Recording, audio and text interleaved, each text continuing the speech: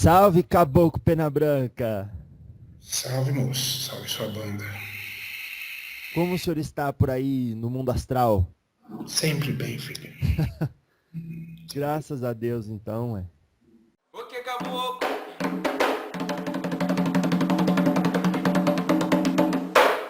O seu saiote é branco, é da cor do dia. O seu saiote é branco, é da cor do dia. Seu capacete é feito de guias. Seu capacete é feito de guias. O seu saiote é branco, é da cor do dia. O seu saiote é branco, é da cor do dia. Seu capacete é Bom dia, moço. Salve, Caboclo Pena Branca! Salve, moço. Salve sua banda. Como o senhor está por aí no mundo astral? Sempre bem, filho. Graças a Deus, então, ué. Ô, seu Pena Branca, Pois não. tem algum assunto em específico que o senhor gostaria que a gente começasse hoje ou posso eu? Pode perguntar, filho. Depois, se eu tiver algum recado, uma mensagem, a gente pode deixar pro final. Tá certo, então.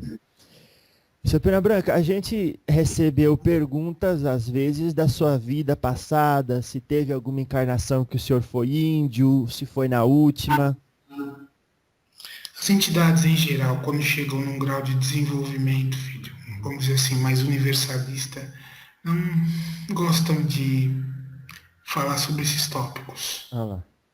Não é? Mas eu tive muitas encarnações aqui. Não necessariamente como índio. Você sabe o que representa essa roupagem de pena branca, filho? O que é, seu Pena Branca? Representa a roupagem de um instrutor divino. Né? A pena representa, na verdade, o conhecimento. Nossa. Então você trabalha com as energias, vamos dizer assim, do orixá, Oxóssi, mas trabalhando numa linha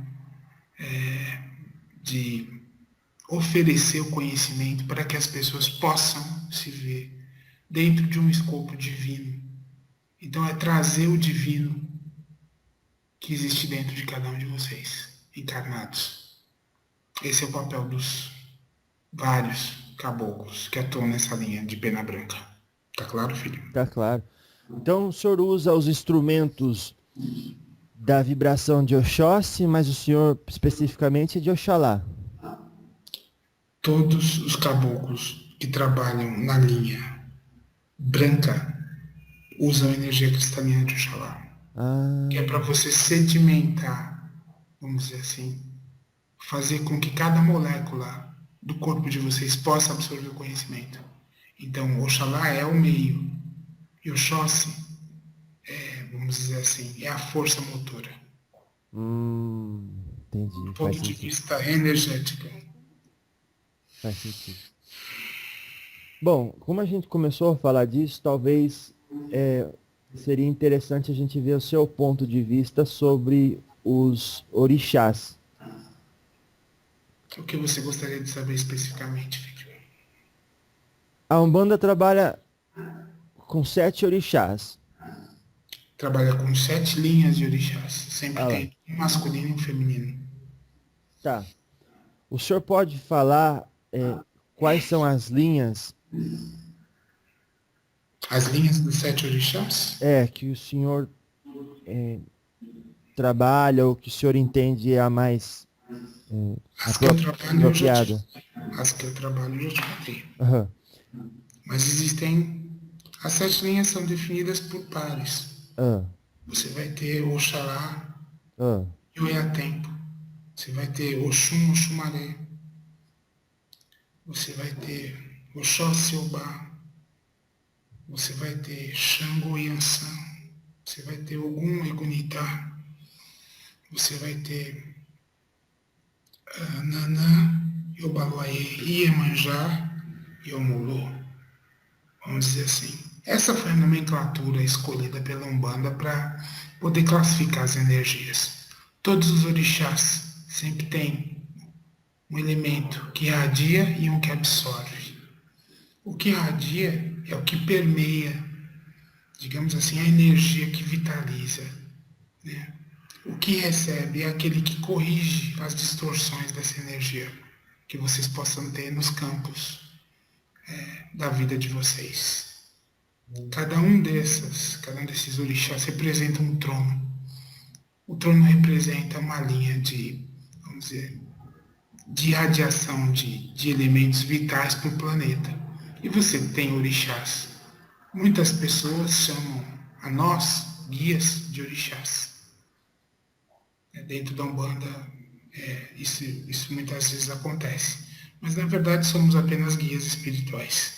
Os orixás planetários podem ser considerados aqueles que vieram para este plano de existência para, vamos dizer assim, formatar a energia planetária. Então são eles que coordenam a vida no planeta em todas as suas esferas.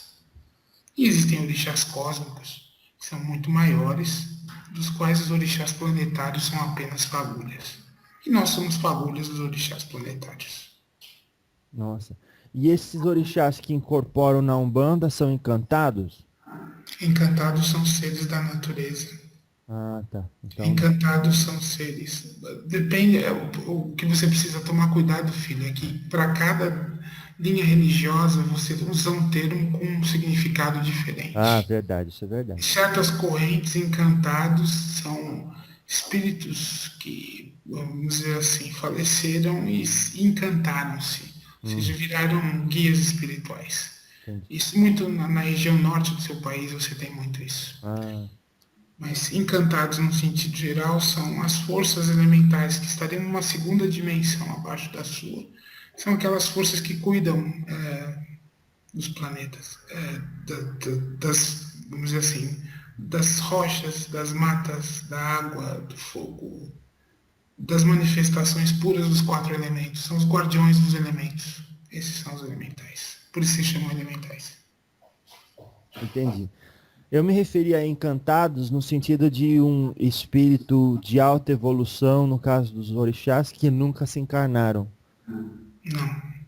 Encantado, do ponto de vista religioso, é um espírito que encarnou e quando desencarnou, encantou-se, ou seja, ele serve de guia espiritual. Isso dentro das concepções dessas religiões do norte do país. Entendi. Espíritos de luz evoluídos recebem nomes diferentes, em religiões diferentes. Você tem, dentro da teosofia, a grande fraternidade branca, por exemplo. São grandes espíritos que encarnaram várias vezes no seu plano e que ascenderam através dessas encarnações, não é? E aí você tem desde um Cristo Sananda a um Buda, mas também tem dentro dessa fraternidade seres que nunca encarnaram no seu plano, não é? Tá certo. O senhor falou de Oxalá, Oxum, Oxós, Xangô, Ogum, Nanã e Iemanjá. Sim. Esses são orixás. São orixás. Orixás para o planeta Terra, dentro da concepção africana, que a Umbanda usou para poder sistematizar o conhecimento. Entendi. São energias. Aham. Tirando Oxalá, os outros eu tenho a ideia que a gente consegue incorporar, mas eles não falam. O que você consegue incorporar são falangeiros. São fagulhas dos orixás. Mas nos orixás, filho, imagina a quantidade de energia de um orixá planetário. Você acha que o corpo humano, do jeito que está configurado, aguentaria receber essa carga energética? Não. Seria fulminado na hora. Então é como se você pegasse uma pequena porção, uma pequena fração desta energia e transmitisse aquela consciência. Isso é quando baixa um orixá. Isso dentro do candomblé também, onde você tem incorporação dos orixás, mas não são os orixás planetários. São falangeiros desses orixás. Ah, entendi. São representantes. Representantes, né? Entendi. É como se você tivesse para cada orixá um grande, vamos dizer assim, gerador de energia. E para atingir determinado fim, ou por exemplo, a consciência de A, B ou C, esse orixá ele desprende uma pequena faísca energética. E essa é a faísca que vem se manifestar. Tá. Mas,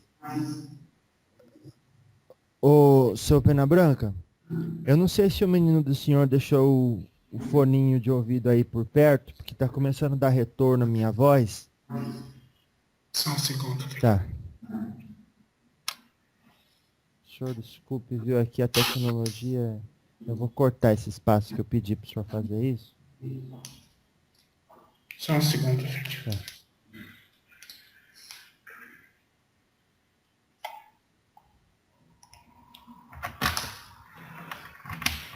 Tá me ouvindo, filho? Tô ouvindo sim. Muito obrigado, viu? Tá certo, filho. Bom, Pode então vamos lá.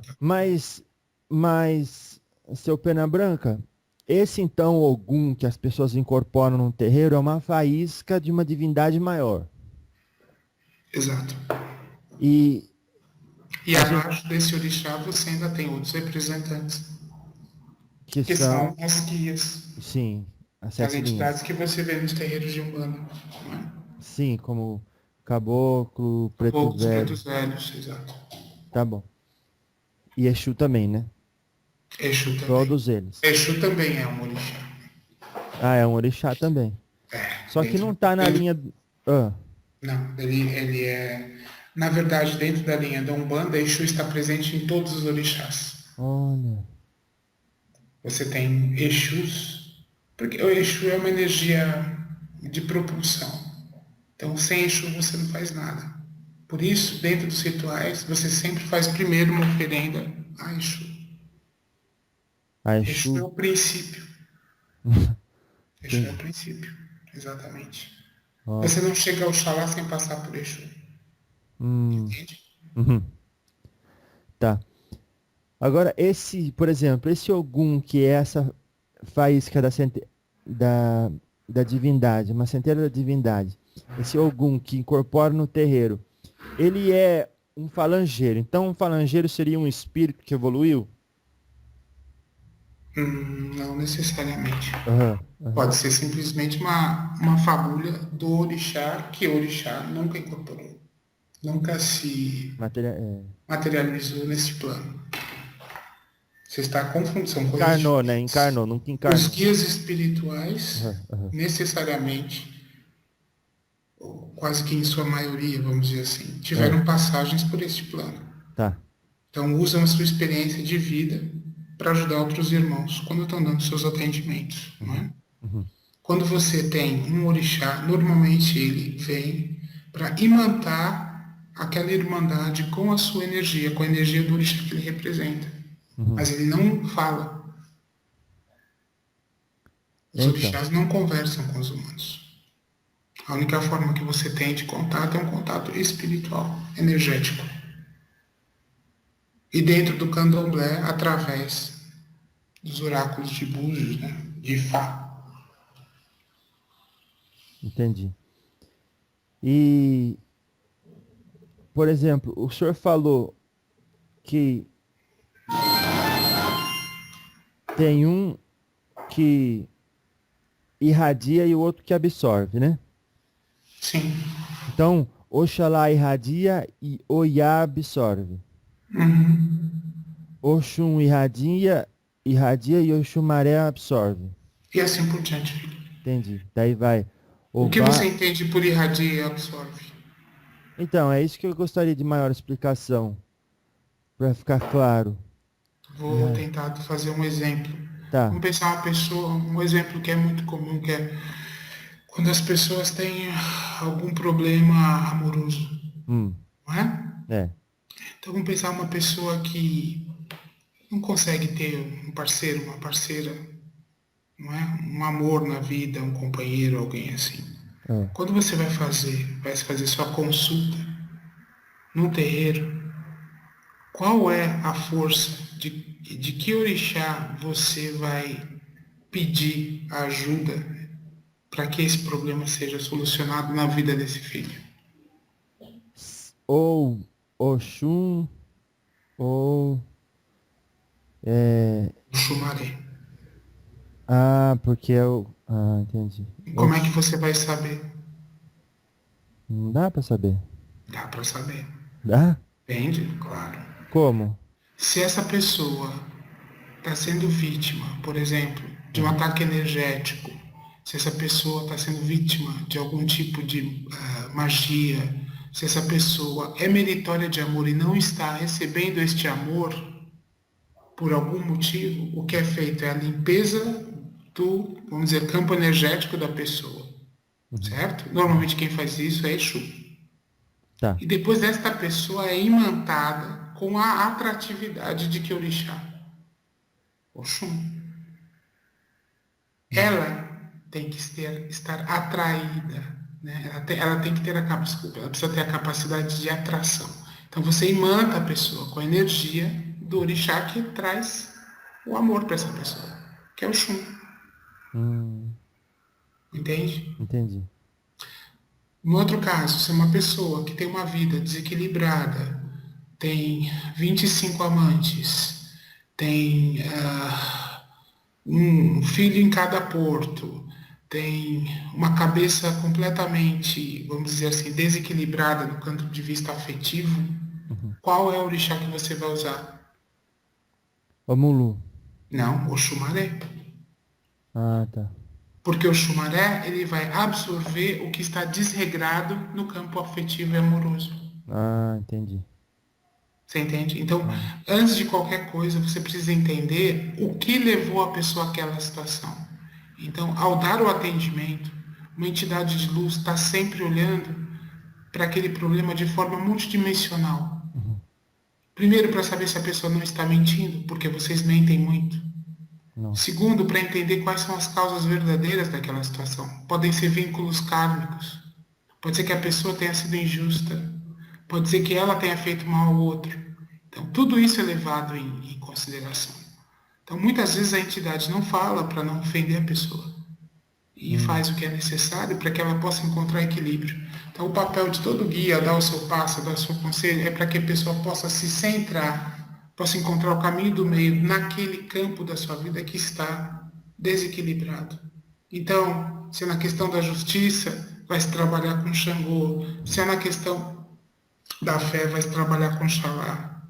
Se é na questão da geração, vai se trabalhar com Iemanjá. E assim por diante. Tá claro, filho? Tá. Eu vou fazer assim, eu vou falar os nomes que o senhor passou que irradia e os nomes que absorve para aquele que está ouvindo ter certeza que entendeu e também que eu ouvi direito, tá? O senhor falou Oxalá e Oiá. Sempre o primeiro irradia Isso. e o segundo absorve. Tá. O senhor falou Oxum e Oxumaré. Sim, Oxóssi e Obá. certo, Xangô e Yansan. certo. Ogum, Ogunitá. Egunita. Egunitá. Nanã, É uma qualidade de ação, na verdade. Nanã, Obaluaê. É inverso. Obaluaê, Nana. Obaluaê, emite, Nana absorve. Ainda bem que eu... E Iemanjá, o Mulu. Exato. Isso mesmo. Entendi. Agora, se a pessoa tem como ter esse... Como orixá de cabeça, a pessoa pode ter tanto esse do lado de quem irradia, como esse do lado de quem absorve? Como... Orixá de cabeça é aquele que define o teu caminho espiritual. Ah, Sim. Depende do que você veio fazer aqui, filho. entendi. Então eu posso ter tanto Oxóssi como Obá. Pode ter o bar, sim. Perceba, é a mesma energia trabalhada numa polaridade masculina e feminina. Entendi. Mas só que Oxum é feminino e Mas Oxumaré... ela é- Sim, porque o Shun representa a maternidade, a energia de criação. Assim como Iemanjá. Uhum. Ah, entendi. Então não é questão de dizer, olha, o feminino vai estar sempre do lado que Não, absorve. não. Ah, entendi. Dependendo do trono, o feminino é o que Irradia. irradia. E para existir um equilíbrio também, né, seu Pena? Claro. Eu Hum, acho que o que vocês devem buscar sempre é o caminho do meio, a neutralidade. Não neutralidade. existe luz sem sombra. Hum, Caminho sempre o caminho do meio. Já dizia um sábio, é. não é? O senhor não quis falar o nome porque as pessoas acham muito que de repente foi Buda e às vezes foi até uma pessoa que a gente não conhece, né? É, porque o que vocês conhecem como Buda, na verdade, é uma coletânea vamos dizer, de histórias que foram, vamos dizer, concentradas ou verbalizadas de um inconsciente coletivo que precisava de uma forma humana para se representar. E aí escolheram Buda, que foi um avatar, né? Entendi. Que representou muito bem essa noção de equilíbrio entre as polaridades. Talvez esteja um tema interessante para explorar as polaridades. Uhum. Qual tema é interessante, o senhor fala? As polaridades. Então, é isso que eu ia falar. Se eu tenho só um orixá, porque às vezes as pessoas falam, não, de cabeça tem um orixá masculino e um feminino, então são dois. Então, se eu tiver Xangô, vai ser sempre Yansan outro? Não, Não. não Ah, entendi. necessariamente. Ah, entendi. E na verdade você tem quatro orixás. Quatro? Quatro orixás que regem, além do seu orixá ancestral. E do ponto de vista energético, todo mundo tem. Quem é médium? Todo mundo trabalha com entidades de todas as linhas.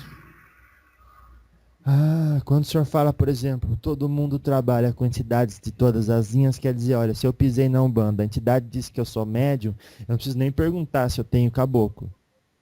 Sim. Entendi. O que acontece é que existe uma hierarquia, você vai ter o chefe dessa hierarquia, Uhum. que vai ser um, mas ele vai coordenar entidades que trabalham em todas as linhas. Quando você é a mesma coisa, filho, você tem uma pessoa doente, você vai levar para o hospital. Ela É. está com uma dor de pé, você vai tratar com quem? Com um cardiologista? Ah, entendi. Ele Então existe, está no você precisa, hospital. o Ah, bom médium. ah, Isso é importante, é um recado que vai para todos vocês médiums que ouvem isso. tá. O bom médium é aquele que consegue se colocar no nível tão baixo de ego que permite que qualquer entidade possa se manifestar na plenitude da energia do orixá que ela representa. Você entende, filho? Nossa. Então, eu não gosto de trabalhar, tem muito isso. Não gosto de trabalhar com esse tipo de entidade. Não quero trabalhar com aquele tipo de entidade. O médium não tem escolha, filho. Ah, Quem escolhe é o chefe que coordena essas falanges. Então, dependendo do tipo de atendimento, você vai trabalhar com uma entidade específica para aquele tipo de energia necessária. Vocês, com os olhos tridimensionais, não conseguem entender o que é que aquela pessoa, na verdade, está precisando. hum, Às vezes chega uma pessoa dizendo A, B, C, e o que ela está precisando é outra história, filho.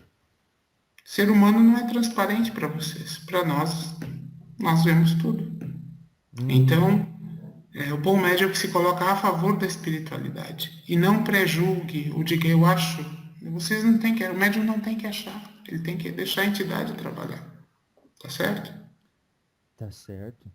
Então, quando o senhor fala o médium não tem escolha para isso, o senhor quer dizer que o ego do médium, o condicionamento dele que não tem escolha, porque ele gosta de coisa que o espírito dele não tá nem aí.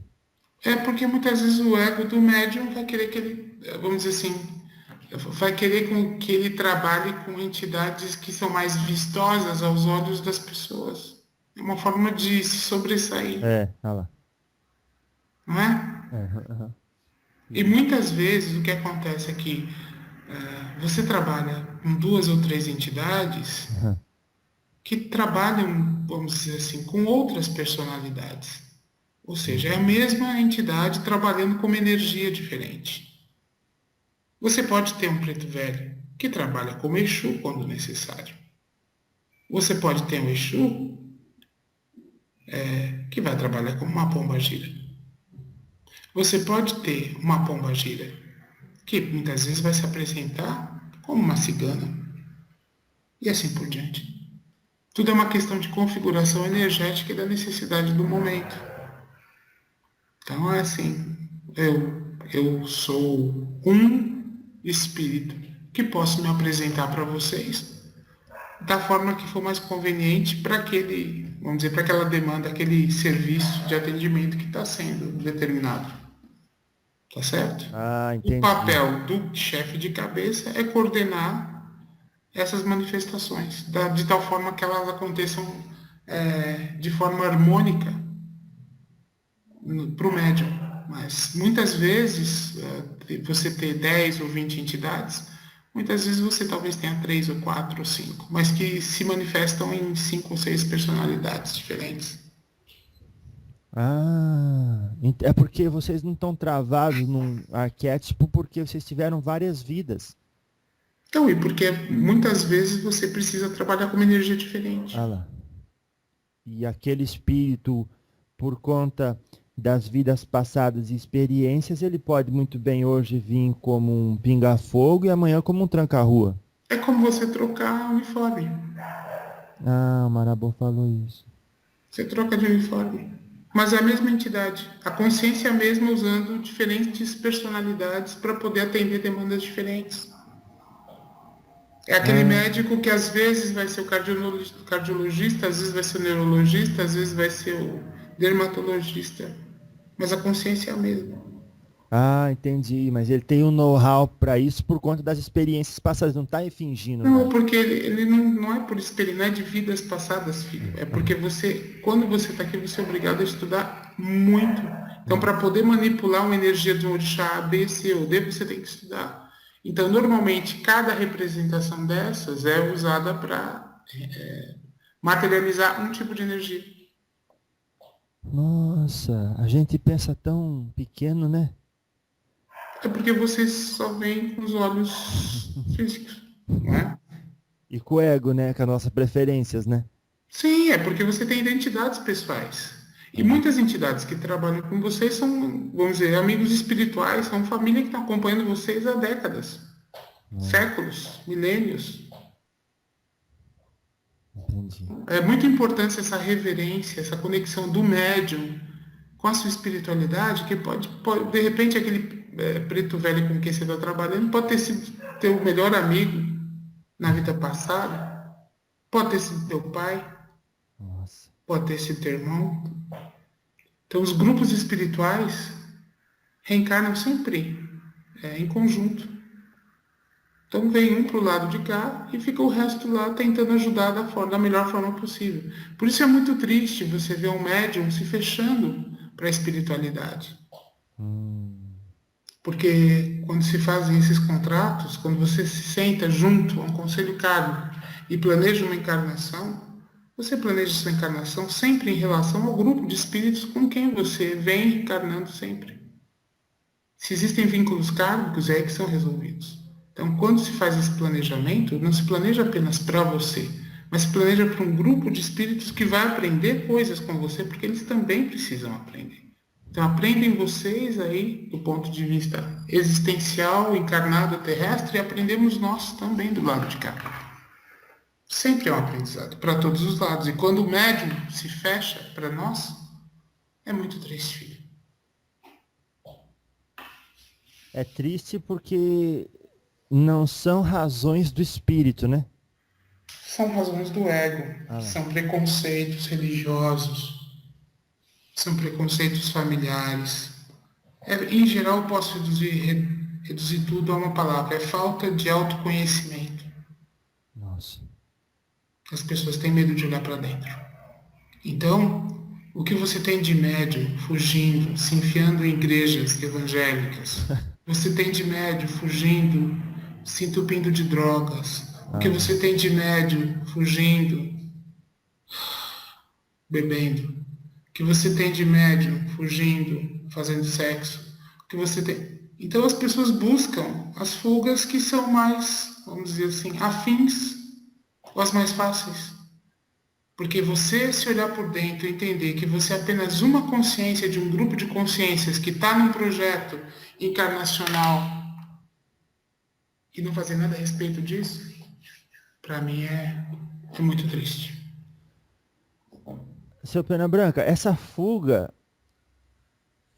e esse se entregar ao exagero no campo sexual, da alimentação, do entretenimento, qualquer um desses, que resultado tem? Faz a pessoa fechar a mediunidade ou dá um prazer só A momentâneo? mediunidade não se tira, Ah, só que ela vai pagar com o físico e vai ter que voltar de novo para aprender o que não quis aprender.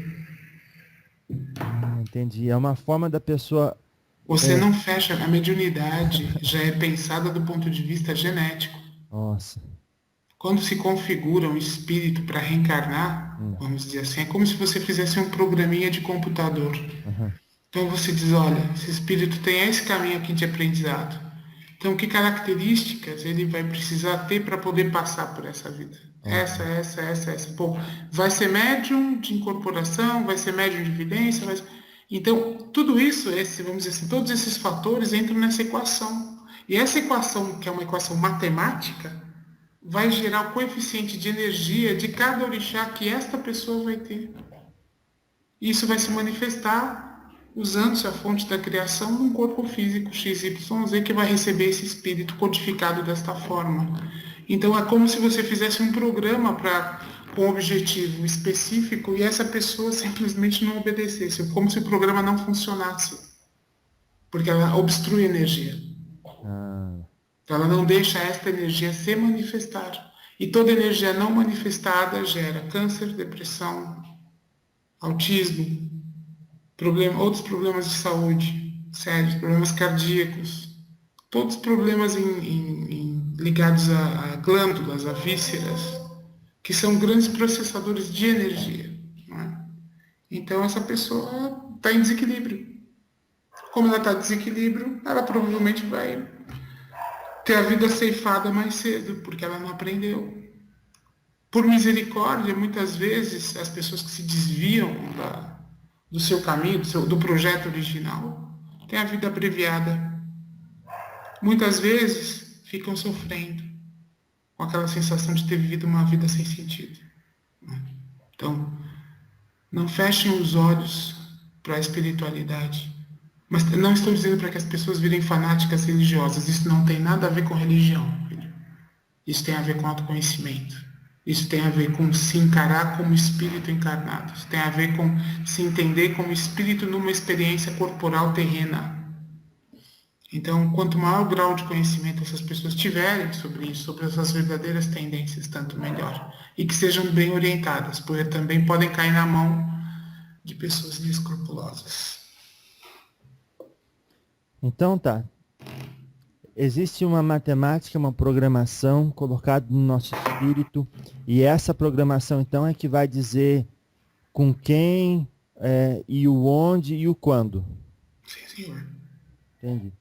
E a fuga cria uma anomalia no sistema, mas não deixa de fazer o programa correr.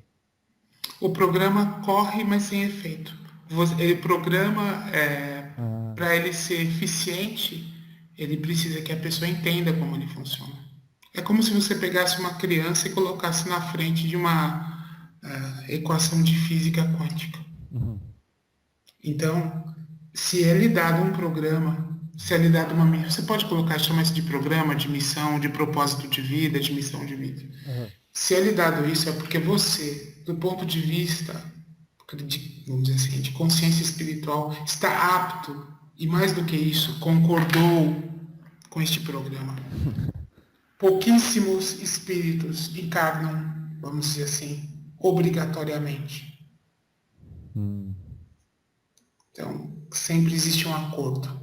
Caímos na história do livre-arbítrio, né, Pedro? Então, o livre-arbítrio como começa? Quando você escolhe, vamos dizer, antes de encarnar, o que você vai passar, com quem você vai passar, as vicissitudes pelas quais você vai passar e com quem, quando, como. Mas depois de acertar o caminho, Você pode trocar circunstâncias, mas o caminho já está traçado. Entendi. Então, A questão é aceitar isso ou não. Quem não aceita isso vai sofrer muito. entendi. Então essa fuga a gente pode comparar, por exemplo, o cara tinha ali um rio fluindo naturalmente o seu curso. Então ele desvia esse rio, vira água empoçada e cria todo tipo de doença. Sim. Todo processo de doença física começa com um processo de doença no perispírito, que Entendi. é normalmente vinculado a um problema de mau funcionamento dos chakras. Ah, Então entenda, ah, um médium, ele normalmente tem na sua glândula pineal cristais a mais que permitam que ele tenha acesso à espiritualidade de forma mais fácil, vamos dizer assim. tá. Então ele já veio preparado, ele veio configurado para isso. O que acontece? Não, eu não quero ser médium, eu não quero trabalhar com espiritualidade, eu não quero ver, eu não quero sentir, eu não quero incorporar, eu não quero. O que vai acontecer? Esse órgão é atrofiado, certo? Certo. O chakra coronário desse filho, literalmente, é seco. Ele não, como é que eu posso lhe dizer? Desativado. Ele para que o médium possa florescer, Ah, você tem que, a famosa coroa que tanto se fala, ah, nada mais é como se fosse um terreno fértil, onde cada entidade que faz um vínculo espiritual com este filho, não é? Vai plantando a sua semente. Então é um jardim. Quando você olha a coroa de um médium desenvolvido, ele parece um halo de santo. Porque nossa. é o quê? Sim, porque você tem a planta, a semente energética de cada entidade que esteja ali. Então você imagina várias entidades de luz plantando a sua semente na coroa desse médium. Tá certo? Aham. Para que isso aconteça, é necessário que ocorra o quê? O desenvolvimento mediúnico, que ele entenda a sua mediunidade, que aceite e que principalmente baixe o ego para que a entidade possa se manifestar. E isso é um processo contínuo para o resto da vida, certo? Tá. Quando o médium, por medo, por preconceito, por que causa seja, decide não trabalhar com isto, com esta mediunidade, o que acontece? Nenhuma semente é plantada. Então o jardim se torna seco, estéril. Então se você olha um médium não trabalhado, não desenvolvido, é como se você olhasse uma paisagem de deserto. Então, esta falta de conexão divina começa a gerar problemas que podem ser desde perturbações físicas, problemas mentais, problemas de depressão, etc. Nossa, o senhor com essa explicação me fez lembrar da parábola da semente que Jesus fala, né? Que caiu solo fértil, a outra caiu no meio dos espinhos, terreno Então, vocês pedregoso. têm o livre-arbítrio para não trabalhar a mediunidade. Uhum. Quem? Não é? Lógico, tem alguns que não têm a mediunidade desenvolvida que seja necessário trabalhar. Uhum. Tem aqueles que vieram para serem absolutamente céticos, tem aqueles que vieram para ser absolutamente ateus. Mas eu estou falando especificamente com aqueles que são médiums, Claro, claro. que são, acredito, a maioria dos seus ouvintes, ou que conhecem médiums. Uhum. Então, procure entender, converse com as suas entidades, para que eles possam lhes orientar a respeito da sua mediunidade, que tipo de mediunidade, se é necessário fazer um desenvolvimento mediúnico, onde, com quem, não é? Para que vocês realmente possam dar vazão a essa beleza, porque é como olhar quando você vê um médium bem desenvolvido, que trabalha para a luz, filho, é como se você olhasse um farol no meio da escuridão. Nossa. Então, e também isso gera problemas para o médium. Por isso que o médium vive sendo atacado, vampirizado, porque ele tem, vamos dizer assim, um coeficiente energético maior do que a maioria das pessoas. E é visível isso.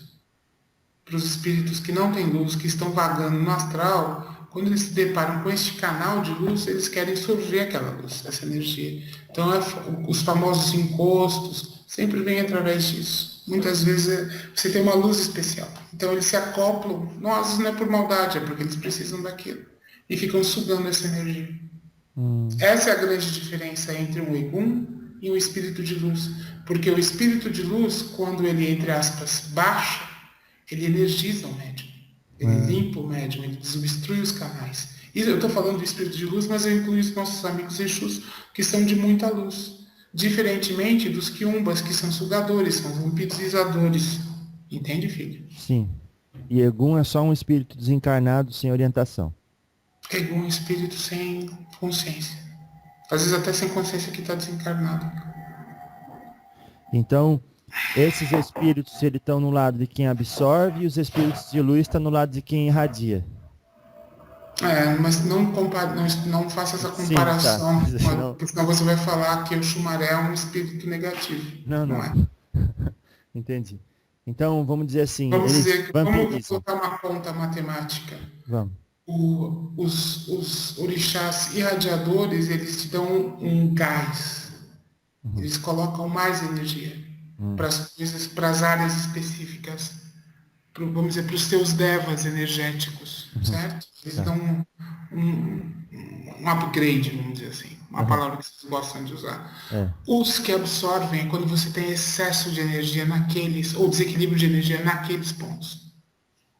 Mas todos são de luz absoluta. Entende? Tá. No momento da sua explicação, o senhor falou que esses eguns, eles podem vir sugar a energia do médium, não é por maldade, mas eles encontram ali um manancial de energia maior do que do outro, né? Eles vão pulando. Às vezes gostam tanto que acabam ficando. É necessário fazer um processo de desobsessão. Não é? Tá. Então... Porque obsessão, na verdade, é isso. É o acoplamento de uma energia que suga a sua. Isso pode ser mandado, ou isso pode ser acidental. Às vezes você vamos dizer, você vai para um bar, certo? Por isso que eu sempre falo que os médios têm que se cuidar muito quando vão para esses ambientes mais mundanos. Não estou dizendo para não irem, prestem atenção. Vocês têm uma vida humana e têm que viver uma vida humana. Mas é pedir proteção. Peça proteção para a sua esquerda antes de entrar nesses ambientes. Por quê? No ambiente onde você tem muita energia terrena, onde você está trabalhando com chakras de baixo, você vai ter com certeza um bando de eguns que gostam dessa energia.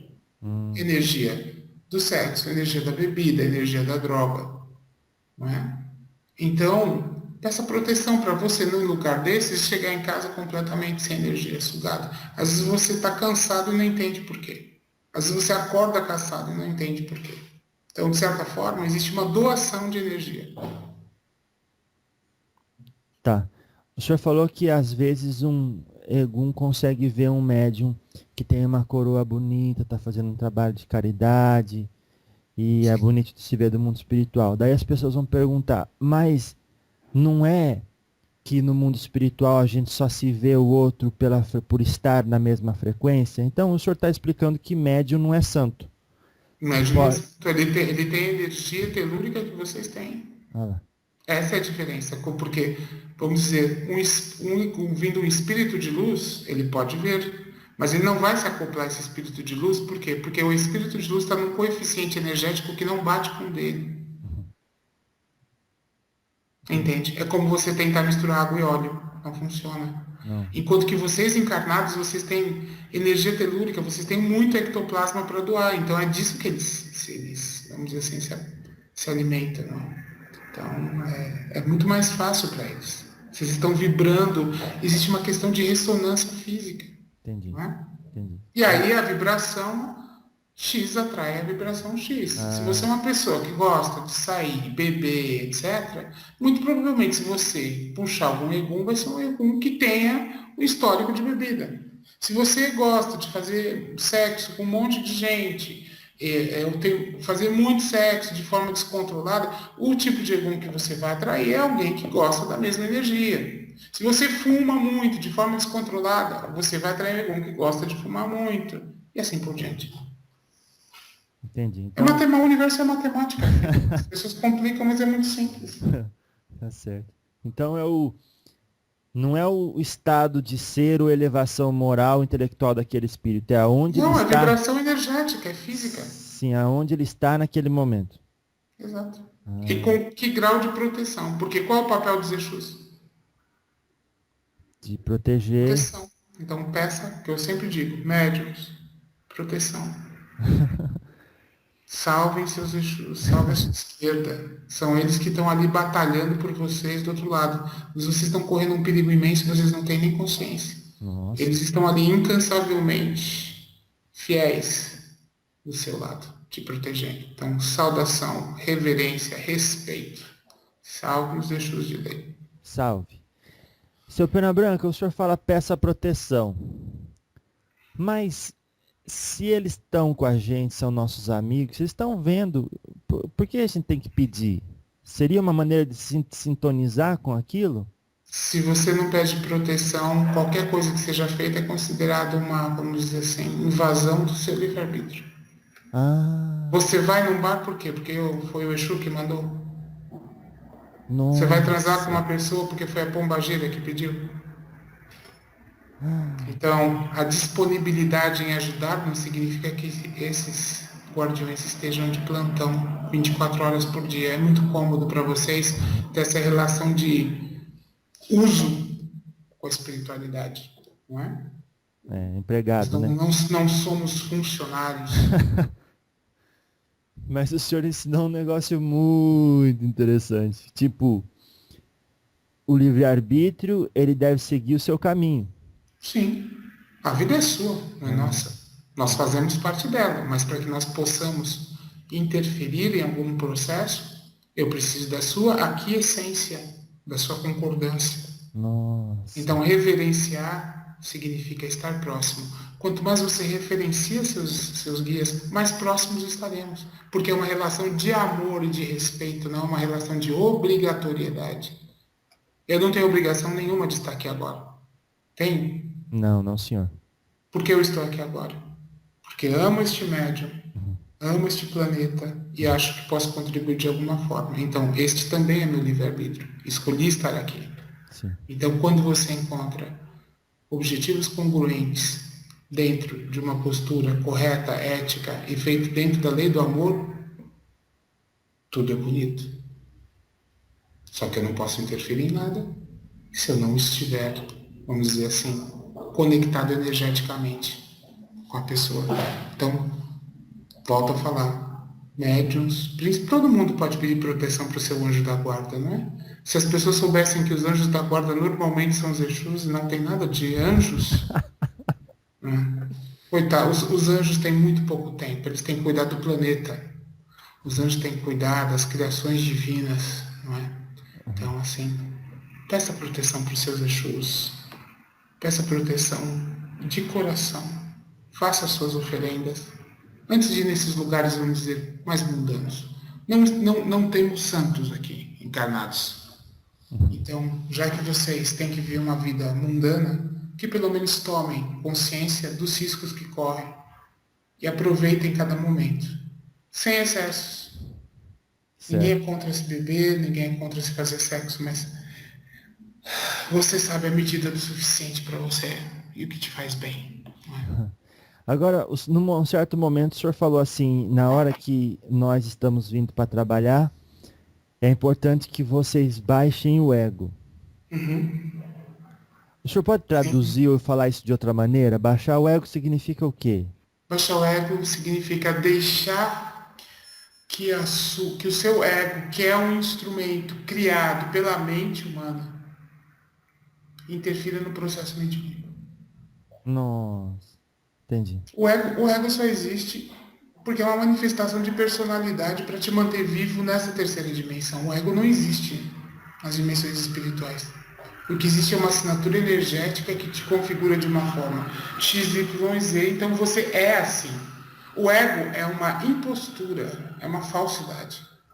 É uma criação da mente para sobreviver na terceira dimensão. Então, quando você tem uma missão mediúnica forte, você vai precisar manifestar consciências que não são a sua.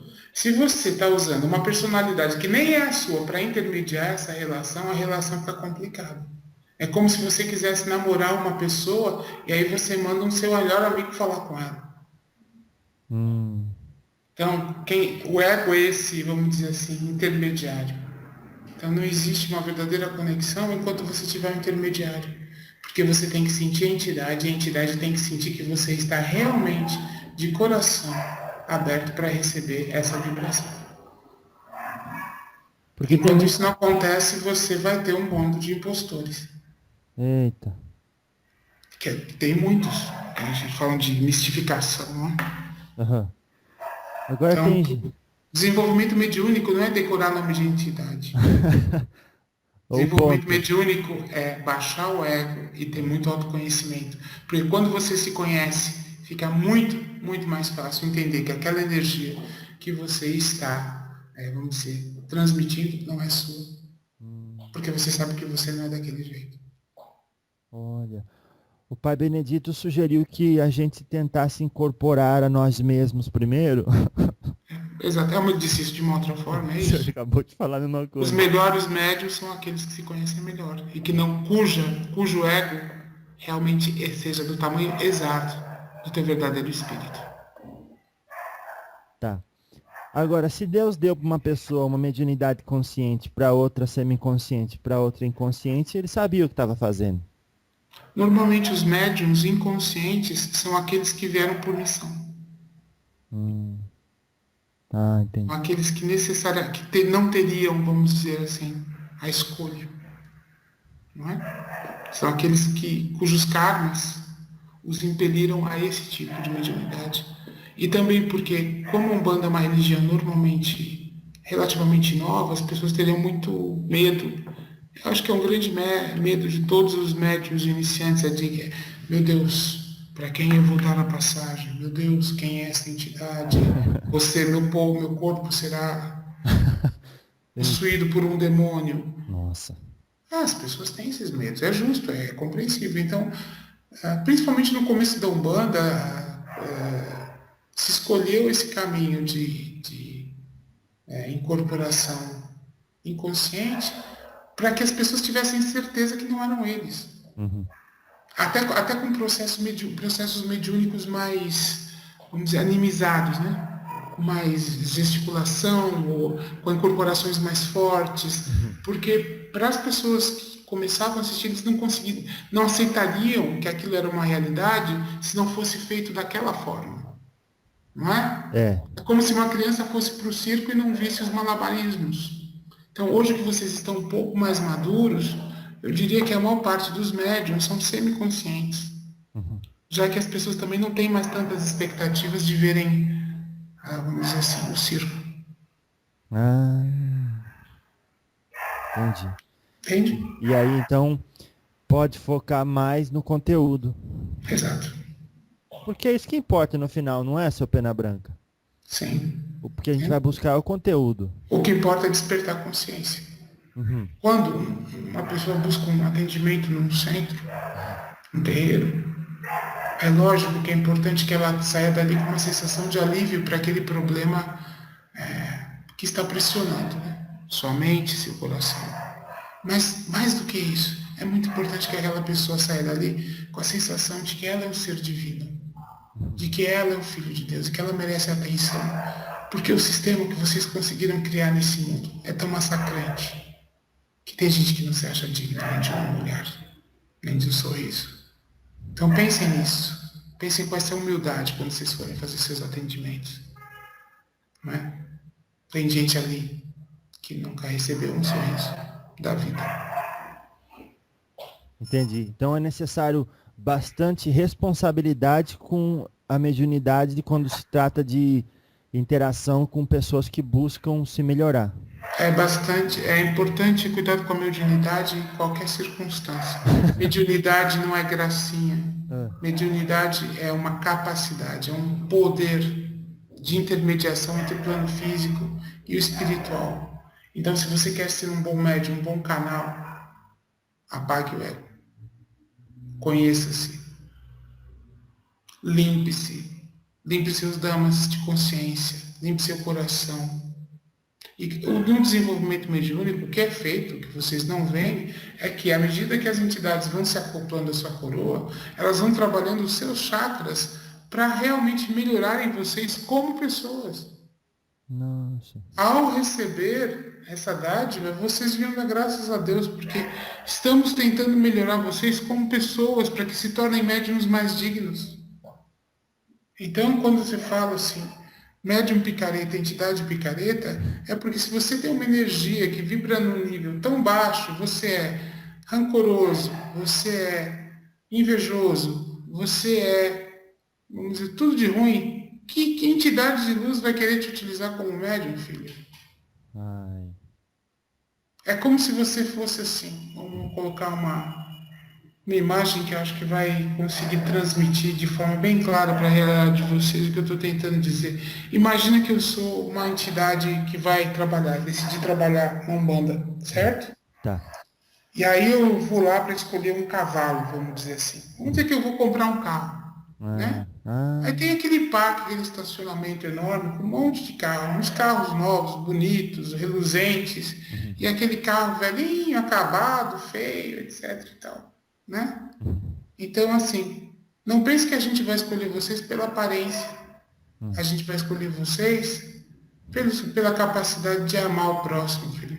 Então, não importa se você é gordo, alto, baixo, magro, velho, novo. Mas importa é a qualidade do amor que você traz no seu coração. O que importa é a qualidade de energia que você traz na sua coroa, no seu chakra coronário, para que isso possa resplandecer aos olhos do mundo. Um bom médium tem uma aura que todo mundo chega e percebe. Você tem encantamento, você tem... É bom estar junto de você, né? Então faça isso, faça a sua reforma íntima, como os nossos amigos kardecistas gostam de dizer, que nada mais é do que um processo de conhecer aquilo que não é tão bom. Reconheça o seu lado sombra, né? Reconheça o seu lado, vamos dizer, não tão bonito. Não adianta jogar sujeira debaixo do tapete, porque um dia a gente puxa o tapete e a sujeira toda aparece, né?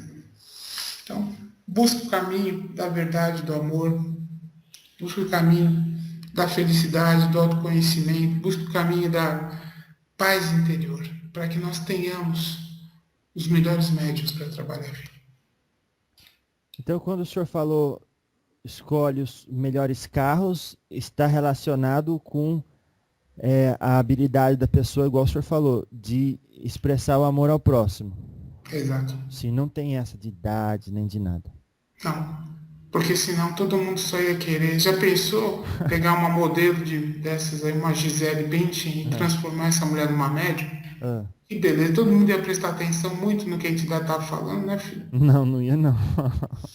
Entendeu, filho? Entendi, entendi. Então, o médium tem que ter valor independentemente da sua aparência. E isso se mede pela sua capacidade de amar, pelo seu chakra coronário e pelo cardíaco. Não adianta só também. Então, uma coisa importante, filho, que eu queria falar, deixar de recado para vocês. Aham, O estudo é importante. Ler, se informar, entender quais são as 7 linhas, quais são os orixás, o que cada orixá representa, uhum, não é? é, Entender as entidades, o que elas fazem, o que elas representam, entender as ervas, tomar seus banhos, entender as bebidas, para que servem, etc. Mas, filho, nada disso adianta se esse conhecimento não passar pelo crivo do coração. Porque conhecimento, filho, sem ter passado pelo coração, não serve de nada. É simplesmente uma vaidade intelectual de vocês. E isso, ao invés de ajudar a gente, só atrapalha. Porque infla teu ego. Aí você vai se achar muito sabido e muito bacana. Mas na hora de trabalhar, filho, esses conhecimentos quem tem que usar é a entidade. E a entidade vai usar o quê? O seu chakra cardíaco para manifestar o amor para aquela pessoa que está precisando daquilo. Ter conhecimento é importante, mas conhecimento sem experiência, sem vivência, não serve de nada. nossa. Tem até um filósofo, de certa vez, americano, seu Pena, que falou assim que tem um trombadinha na sua cabeça, um ladrãozinho, preparado para roubar seus sonhos e suas realizações. E é esse o estranho no ninho que o senhor falou, que é o ego. Exato. Exato. Mas, Você vê que a gente sempre acaba recorrendo ao mesmo fator. Não estou dizendo, não gostamos de médiums burros ou médiums acomodados, né? não é isso que o senhor Mas está falando. não, o que eu estou dizendo é que o conhecimento é útil quando ele serve aos propósitos do coração. E não porque senão fica uma coisa fútil. Sabe, aquela coisa de você querer esfregar seu conhecimento no outro. Que decorou o nome das 288 entidades que trabalham na linha de Xangô. Mas ele mesmo não sentiu nenhuma, filho. E aí? O que Entendi. adianta? Ele não despertou a própria luz, né, para a entidade usar. Exato. Ah, entendi. Ele não fez a conexão. Ah, Tudo, a palavra é essa, conexão. E conexão. nós estamos no momento, Uhum. vamos colocar isso num ponto de vista mais planetário, Vamos. ou cosmológico, vamos dizer assim. Ah, Nós estamos no momento de reconexão das famílias de vocês. Famílias espirituais encarnadas, famílias estelares, buscando as suas origens, seus irmãos que estão aqui encarnados nesse plano. Então, se vocês estiverem bem antenados, vocês vão conseguir fazer essas conexões através da espiritualidade, com irmãos que habitam, inclusive, outras orbes que estão dentro da nossa galáxia. Porque não pensem em vocês, que vocês, enquanto fractais de uma alma, de uma mônada, estão apenas nesse planeta e nessa dimensão. Há outros fractais dessa mesma mônada espalhados por toda a galáxia. E nesse momento em que o planeta está saindo de um processo de quarentena, de reclusão, para um planeta onde as pessoas vão poder ter acesso às verdadeiras informações, é importante. Então, abram-se para o mundo, abram-se para o universo, porque esse momento é um momento de reconexão com essas famílias estelares. ô, seu Pena, quando tá chegando no final, o senhor sempre dá uma brecha para mais 10 horas de conversa, né? Pois é, filho. Quer mais? Faça a sua última pergunta, filho. O senhor disse que o senhor é um espírito de um grau de desenvolvimento universalista. Sim. Daí ao senhor não se incomodar muito com falar de vidas passadas ou dessas coisas que são mais Terrenas. isso. Então, e agora o senhor falou sobre famílias estelares de uma transição que está acontecendo. O senhor pode falar meio que resumidamente, nos 5 ou sei lá, 10 minutos últimos aí, sobre essa quarentena e o que vai significar para a gente quando ela deixar de existir? Seria o amor? Ela já foi levantada. A Ah, quarentena já foi levantada, mas é um processo gradual. Filho, você imagina o que aconteceria se esses irmãos que vocês chamam de extraterrestres resolvessem aparecer em praça pública hoje, filho? é. Porque o que acontece? Existiria uma quebra de, vamos dizer assim, de crenças muito grande. Não é? Nossa. Deixaria de existir uma manipulação de poder muito grande. É. Porque certamente, e o planeta de vocês é muito cuidado, as raças que vierem a fazer contato, e isso vai acontecer de forma muito natural ao longo dos próximos anos, inclusive ao longo dos próximos 2 séculos, filho, são raças benevolentes. Não são a visão que as pessoas têm, essa visão criada principalmente pelo cinema, né, pela ficção, de ETs, Maldosos. maldosos, devoradores de humanos, que vêm só para destruir. Isso é uma fantasia. Não é que não existam. Existem entidades negativas.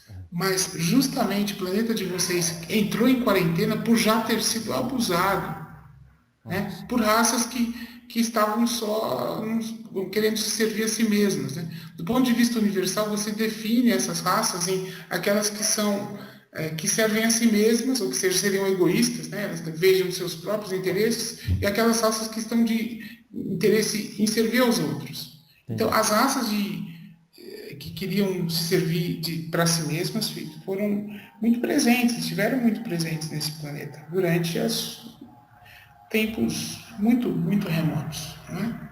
E foram banidas.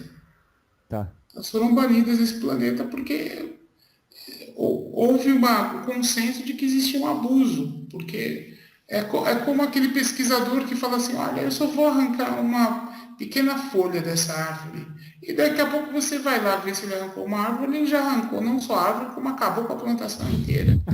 Então, houve abuso, eu acho que essa é a palavra. Então, o planeta entrou em quarentena até para se proteger desses predadores, não é? Não significa necessariamente predadores físicos, né? Mas até do ponto de vista de consciência. Então, o que acontece? Agora, quando você já tem mais consciência do que é se preservar, do que é preservar a vida do planeta, o que é importante, o quão importante é ser ético, do quanto é importante você entender o teu papel na vida do planeta, então, aos poucos, outras raças vão começar a se manifestar. Por quê? A maior parte dos seres encarnados aqui nesse plano não têm a alma daqui. Ah, Vocês, em quase toda a sua maioria, vieram das Pleiades, vieram de Sírios, vieram de Canopus, vieram de Talsete, vieram de Capela. Então, neste momento, os seres que evoluíram em outras esferas estão procurando as suas almas. Não é o corpo físico de vocês, mas é a alma de vocês que nesse processo de evolução cósmica vai se juntar à sua família estelar, porque essa família estelar vem de uma mesma mônada. Então, este é o momento de reconexão.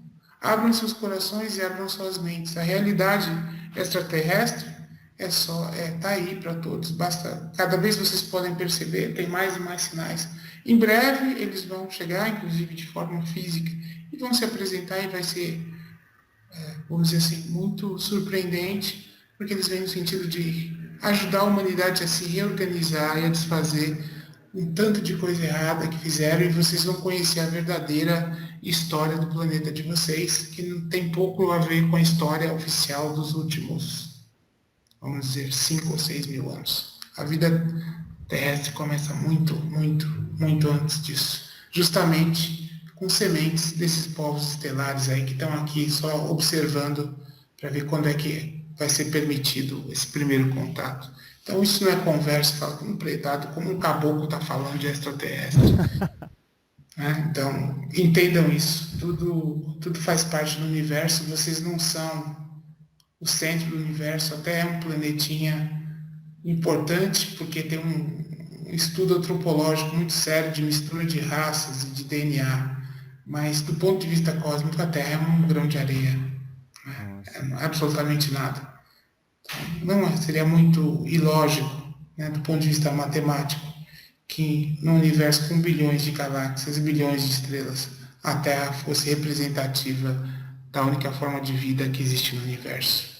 Então, abram seus olhos, façam suas conexões e vocês vão ter surpresas muito positivas com os irmãos das estrelas, viu, filho? Salve, Caboclo Pena Branca! Eu Ei! agradeço a todos por essa oportunidade. Salve! Agradeço a Nossa. todos por essa oportunidade de amor, de paz, de felicidade. Que todos possam encontrar seu verdadeiro sentido de existência. Que todos possam baixar seu ego. Que todos possam se entender como seres espirituais e levarem uma vida mais tranquila, levarem uma vida menos estressada, respeitando a si e respeitando os outros. Essa é a minha mensagem para hoje. Graças a Deus. Muito obrigado pela manifestação, seu Pena Branca, pelo conhecimento, e certamente todos que aqui ouviram, que ouvirão as suas palavras, vão aplicar 100% na vida diariamente, viu? Tenho certeza. Obrigado pela oportunidade, filho. Bonito trabalho. Dê oportunidade àquelas pessoas que trazem a luz e a verdade.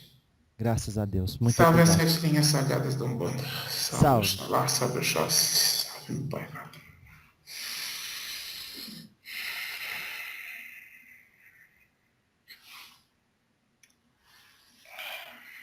Vai. Ai. Puta, esse homem falou, hein, filho? Caraca. Ô, Marcos, Oi. no finalzinho assim, eu tô meio que perguntando pros médiums como eles se sentem. Depois da entrevista? Do diálogo. Como que você tá se sentindo? Normal, assim, eu fico até. Porque quando eu trabalho com ele, eu sempre fico emocionado, cara. Isso é uma coisa que mexe com o meu cardíaco. Aham. Sabe assim? Tipo, em que sentido? No sentido de ter a consciência de que eu trabalho com uma entidade que é um. Porra, bicho, esse cara é muito elevado, assim, é uma pessoa. Uma consciência que está muito acima de mim, né? Muito. Então, assim, que tem a humildade, talvez essa seja a palavra, né? Pra você ver. Que tem a humildade, com todo esse conhecimento dele do mundo, do cosmos, etc. e Nossa tal, Senhora. de vir aqui baixar nessa frequência tosca que é a nossa, né? É verdade. Para disseminar o conhecimento. Então, isso me emociona, porque eu me sinto muito digno, entende? Eu me sinto assim, falo, Nossa. porra, caraca, que bacana, né? Tipo assim, eu sou meritório, porque eu também tenho essa consciência. E não é uma questão de ego, é uma questão de me conhecer, né? Claro, e eu até Então, quero dizer, é muito agradecer. bacana, né? É muito Agradecer a você em nome das pessoas que estão ouvindo a gente agora. O que acabou?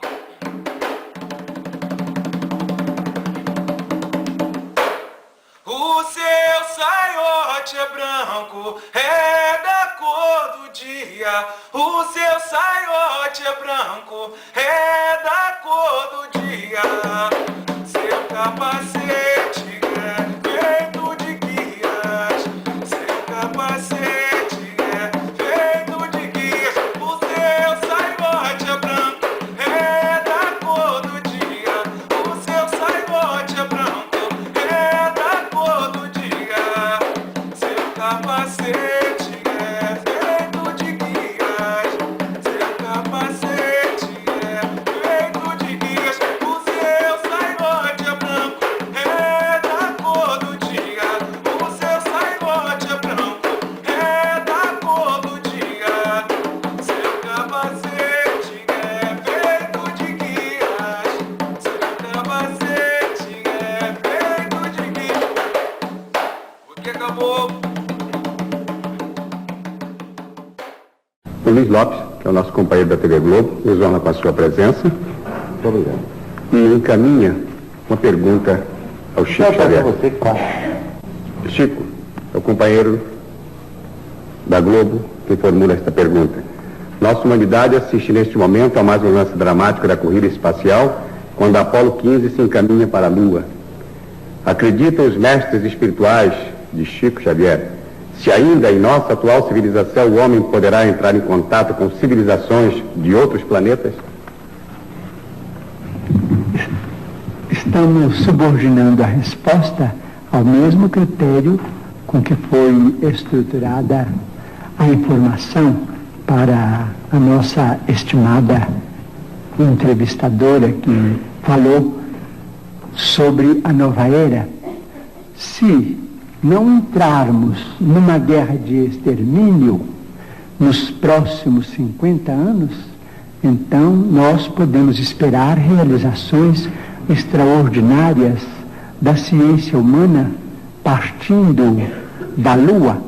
Então diz o nosso Emmanuel, que está presente, que quando Cristóvão Colombo perambulava pelas cortes europeias pedindo socorro para descobrir um caminho mais fácil para as Índias, muita gente considerou o programa dele como absolutamente inútil para a humanidade, que aquilo era uma despesa absolutamente inócua e que iria pesar demasiadamente no orçamento de qualquer povo, até que ele conseguisse o apoio de Fernando e Isabel, ou então soberanos de Castela. Mas nós hoje sabemos, depois de 5 séculos quase, mais de 4 séculos, a importância do feito. Então nós não podemos também acusar os nossos irmãos que estão se dirigindo à Lua para pesquisas que devem ser consideradas da máxima importância para o nosso progresso futuro, porque as despesas efetuadas com isso serão naturalmente compensadas talvez com a tranquilidade para uma sociedade mais pacífica na Terra, porque se não entrarmos, por exemplo, num conflito de proporções imensas, então na Lua é possível que o homem construa as cidades de vidro, as cidades estufas, onde cientistas possam estabelecer pontos de apoio para a observação da nossa galáxia.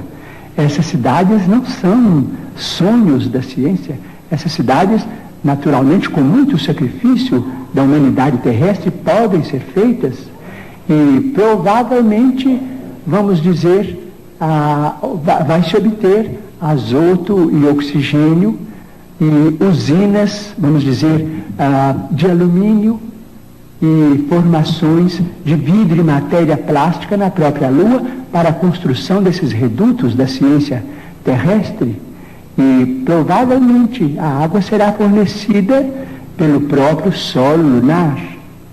Então teremos, quem sabe, a possibilidade de entrar em contato com outras comunidades da nossa galáxia. Então vamos definitivamente encerrar o período bélico na evolução dos povos terrestres, porque nós vamos compreender que fazemos parte de uma família universal, que não somos o único mundo criado por Deus.